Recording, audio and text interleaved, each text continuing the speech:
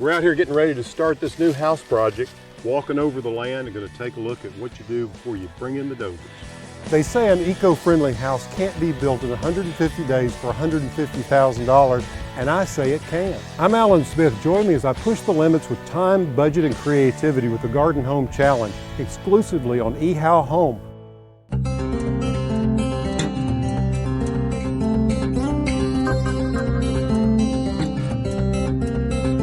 Well, I'm out here on the construction site with my trusty little friend Angel. We're checking out all the flora and the fauna.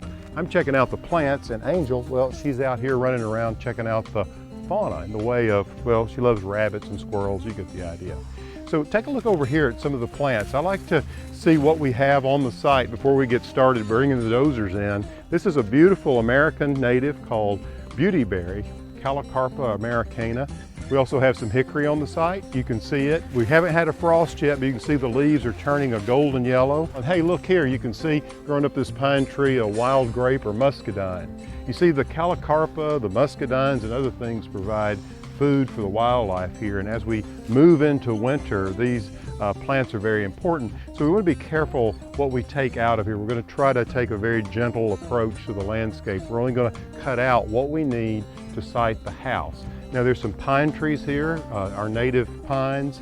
We also have some elm. You can see the elm up here behind me with a little tiny leaf, and there are lots of oaks.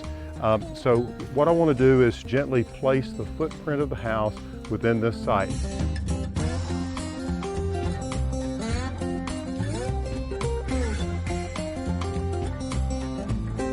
So come over here and take a look at this cedar. It's an awesome plant. All these natives are they're real heroes because they grow out here on the south-facing slope. They can often go for, well, months without any rainfall, but they seem to come through, and they've lived out here for millennia. The cedars and the pines provide a lovely sort of evergreen touch throughout the winter, and then you have all these deciduous plants.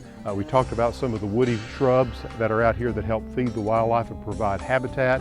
There's also some herbaceous things like the goldenrod is just finishing up its bloom.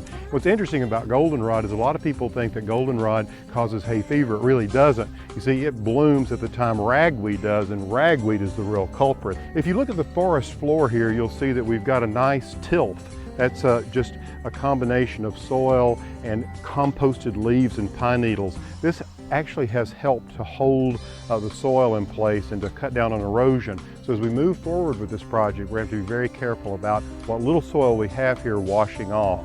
Now, if some of these tips you've enjoyed, share them with your friends.